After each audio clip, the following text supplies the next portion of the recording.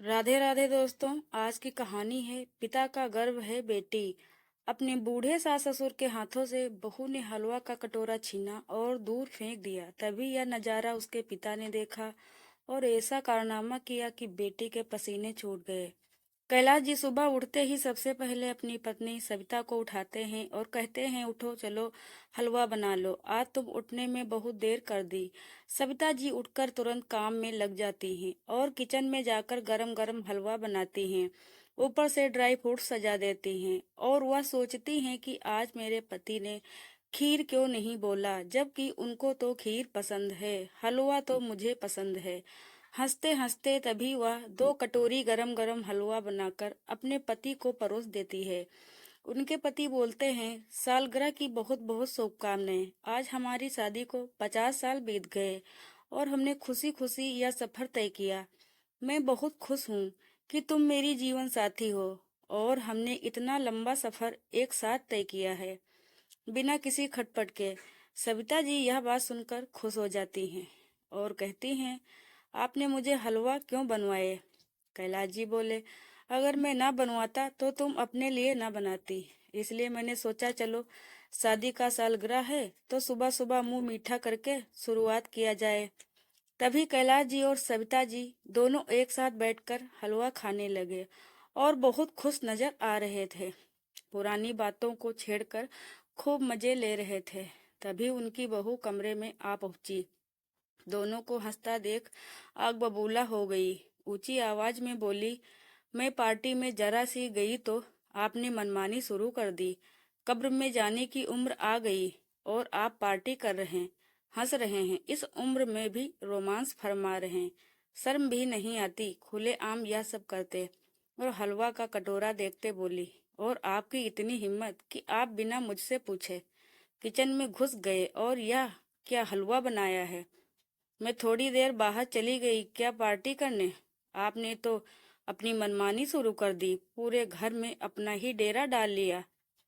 इस उम्र में भी जीभ का चटोरापन सूझता रहता है। और मेरे बच्चे क्या खाएंगे जब वह स्कूल से आएंगे? मैं सिर्फ पार्टी में नहीं गई थी, वहां से मुझे एक स्कूल का काम भी मिला था, मैं वहां भी गई थी। बच्चे अभी थोड़ी देर में आते होंगे, मैं उन्हें क्या दूंगी जब वह घी लगी रोटी मांगेंगे? पता नहीं है क्या घी बहुत महंगा हो गया है। अरे बहू, बस थोड़ा ही घी लिया था और तुम्हारे ससुर का खाने का मन था तो मैंने इसलिए बना दिया। अरे माँ, इस उम्र में भी कोई हलवा खाता है क्या? और ऊपर से ड्राई फ्रूट्स भी आपने डाल दिए।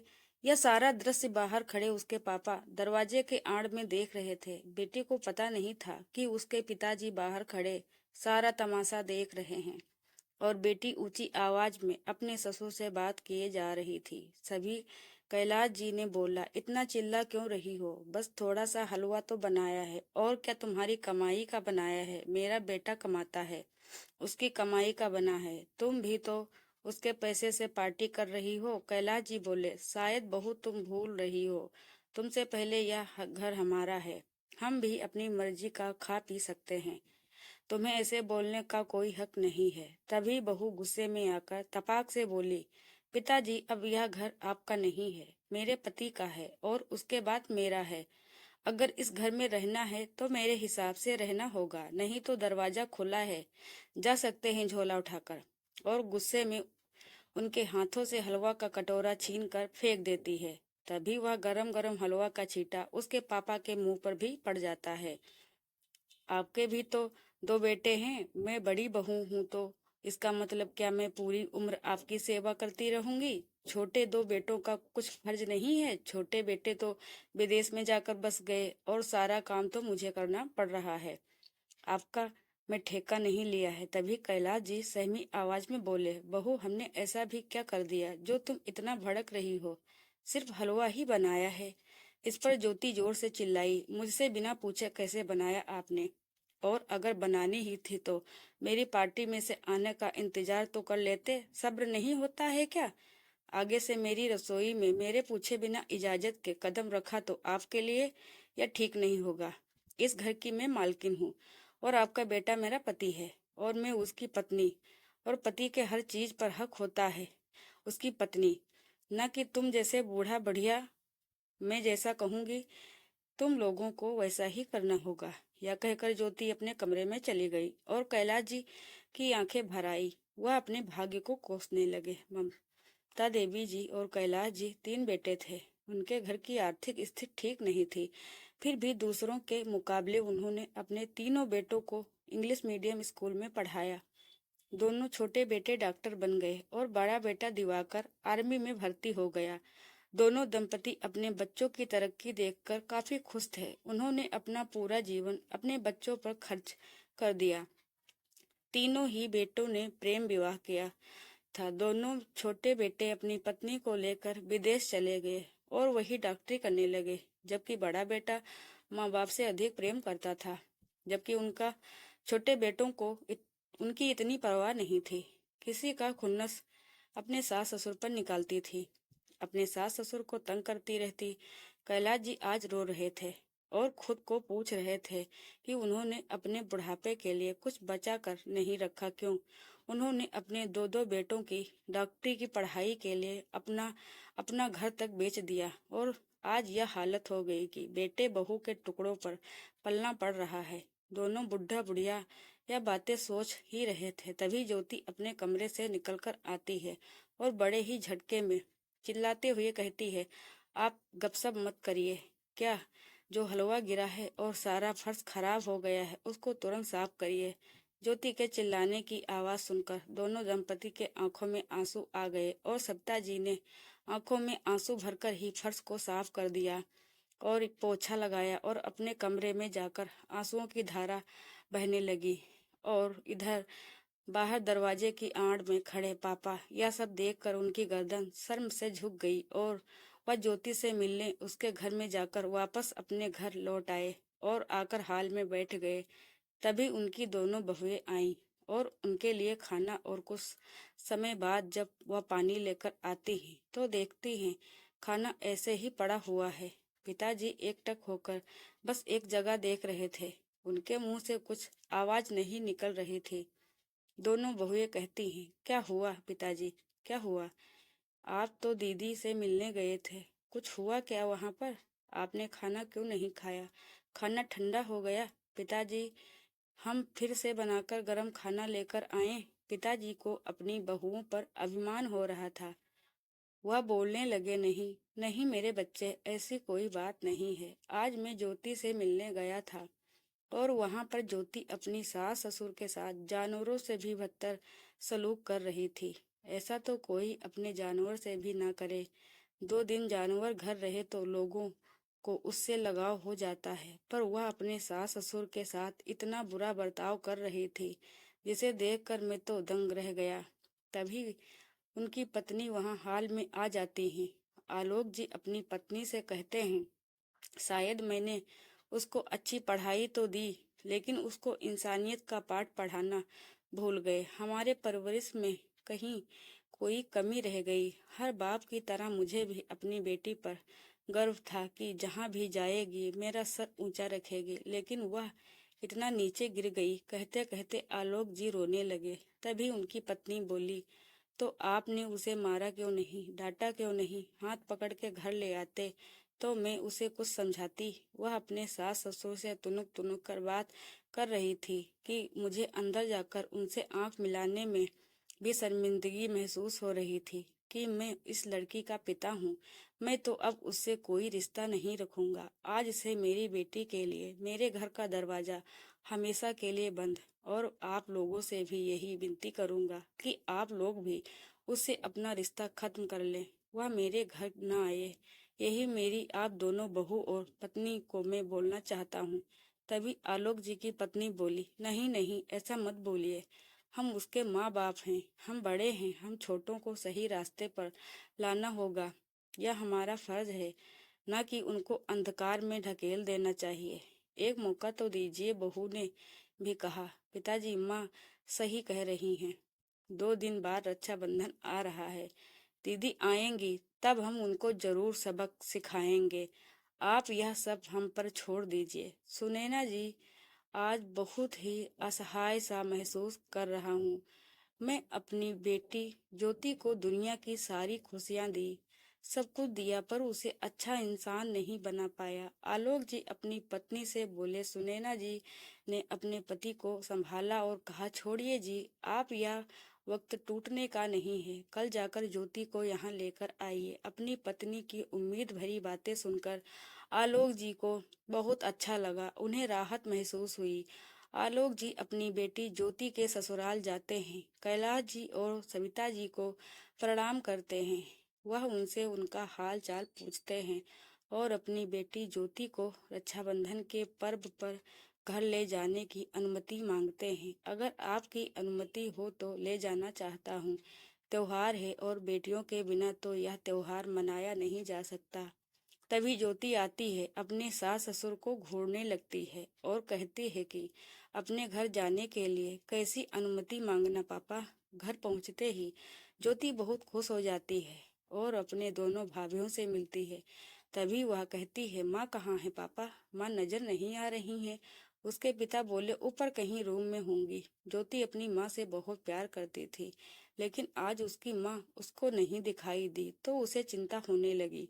तभी उसने किसी रूम में खांसने की आवाज सुनी। वहां बहुत अंधेरा था। वहां जाकर उसने देखा उसकी माँ उस कचरे वाले रूम में बंद है। अपनी भाभीियों से बोला, भाभी यह क्या तरीका है? माँ को कचरे वाले रूम में क्यों बैठाया है?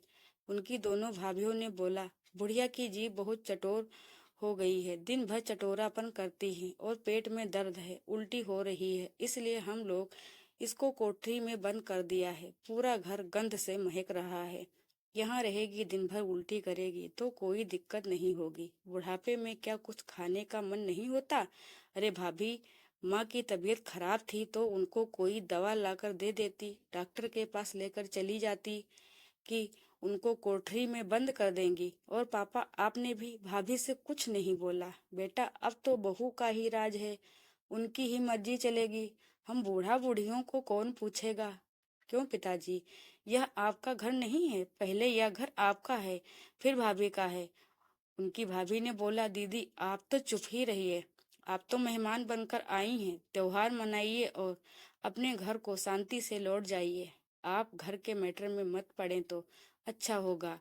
फिर दोनों बहुओं ने सास को कोठरी में बंद कर दिया। ज्योति का गुस्सा सातवें आसमान पर चला गया और उसने दरवाजे को तोड़ दिया। अपनी माँ को निकालकर दवाइयाँ दी और उनके लिए गरम गरम खाना बनाकर खिलाती है। माँ पापा भाभी को तमीज भी नहीं है कि कैसे बड़े बूढ़ों का लिहाज करके बात करना चाहिए। आपको तो उनके गाल में एक थप्पड़ जमा देना चाहिए।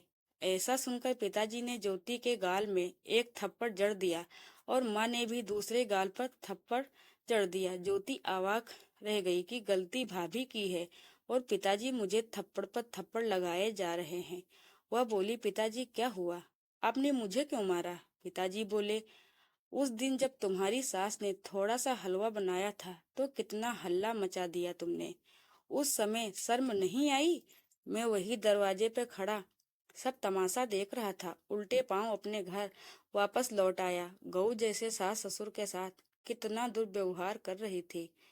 उनको खाने के लिए तिल तिल मरती थी, तड़पाती है, उन पर अपना हुक्म चलाती है। यह कौन सा तरीका है बड़े बूढ़ों को सम्मान देने का? अरे उन्होंने अपना बेटा तुम्हें दिया है और जब उस बेटे को पता चलेगा कि तू उनके बूढ़े माँ बाप के साथ ऐसा बर्ताव करती है तो क्या वह तुम्हें माफ करेगा? क्या वह तुम्हें इज्जत देगा? पिताजी, मैं क्या करती? मैं बड़ी बहू हूँ तो क्या मैं ही ताउम्र बूढ़े माँ बाप की सेवा करूंगी? दो दो बेटे और भी हैं उनके, वह क्या नहीं कर सकते? जितना मन माँ जी ने मुझे दिया उनको भी तो उतना दिया। तब उसके पिताजी बोले, बेटी उनकी करनी उनके साथ, तेरी करनी तेरे साथ। जो जैसा बीज बोएगा वैसा फल खाएगा। तू पाप में भागीदारी क्यों बन रही है? तू भी ऐसा करेगी तो तुझमें और उनमें क्या फर्क रह जाएगा? तू अपने दोनों देवर से बात तो करती। माँ को ले जाने के लिए हो सकता है वह इसलिए छोड़ गए हूँ माँ बाप को तुम्हारे पास, क्योंकि तू अकेली रहती है। यहाँ पर तेरी दोनों भाभियाँ सास ससुर के आगे पीछे डोलती रहती हैं, सेवा करती हैं, कभी ऊंचे आवाज में बात नहीं करती, संस्कारी हैं। उनके माँ बाप को अपनी बेटियों पर कितना गर्व होता होगा। पर मुझे तो शर्म आती है तुझे अपनी बेटी कहने पर। पिताजी की बातें सुनकर ज्योति को अपनी गलती का एहसास होता है। वह तुरंत अपने पिताजी से माफी मांगती हैं और कहती हैं, मैं अपने सास ससुर के साथ अच्छा व्यवहार करूंगी, अब अच्छी बहू बन के दिखाऊंगी। वापस अपने ससुराल आती हैं तो वहां देखकर चौंक जाती है। कैलाश जी और सविता जी अपना सामान पैक करके कहीं जाने की तैयारी कर रहे थे। ज्योति कहती है, पिताजी आप कहाँ जा रहे हैं? कैलाश जी बोलते हैं, जहाँ बुढ़ापे में शरण मिल जाए वहां चले जाएंगे, फिर तुमको तंग नहीं करेंगे। तुम्हारे आने का इंतजार कर रहे थे कि तुम्हारा घर तुमको सौंप देंगे, फिर जाए नहीं तो कब का चले गए होते। ज्योति उनके पैर पर गिरकर नाक रगड़ने लगती है। पिताजी, माताजी, आप मुझे छोड़कर मत जाइए। आपके सिवा मेरा कौन है? मैं अकेली कैसे रहूंगी? उनसे माफी मांगती है, गिड़गिड़ाने लगती है, आगे से ऐसा नहीं होगा। कैलाश जी, सविता जी उसे माफ कर देते हैं और कहते हैं, बुढ़ापे में माँ बाप को सबसे ज्यादा अपने बच्चों की प्यार की जरूरत होती है, कोई महंगे महंगे गिफ्ट की नहीं। हमें तुमसे कुछ नहीं चाहिए। ज्योति बहुत शर्मिंदा होती है और किचन में जाकर गरम गरम हलवा बनाकर लाती है। अपने हाथों से प्यार से ज्योति उन्हें खिलाती है। यह देखकर कैलाश जी की आंखों में आंसू आ जाते हैं। ज्योति के पिता उसके घर आए। उन्होंने अपनी बेटी को आशीर्वाद दिया। उन्हें अपनी बेटी पर गर्व होता है। कहते हैं, तू मेरी सबसे अच्छी बेटी है। दोस्तों, हमें अपने माता पिता का आदर करना चाहिए। यह हमारी संस्कृति है, वह हमारी धरोहर है। घर में चाहे कितने भी लोग हों, पर माता पिता न हों तो घर खाली लगता है। आपको यह कहानी बहुत पसंद आई होगी तो हमारे चैनल को लाइक शेयर सब्सक्राइब जरूर करें।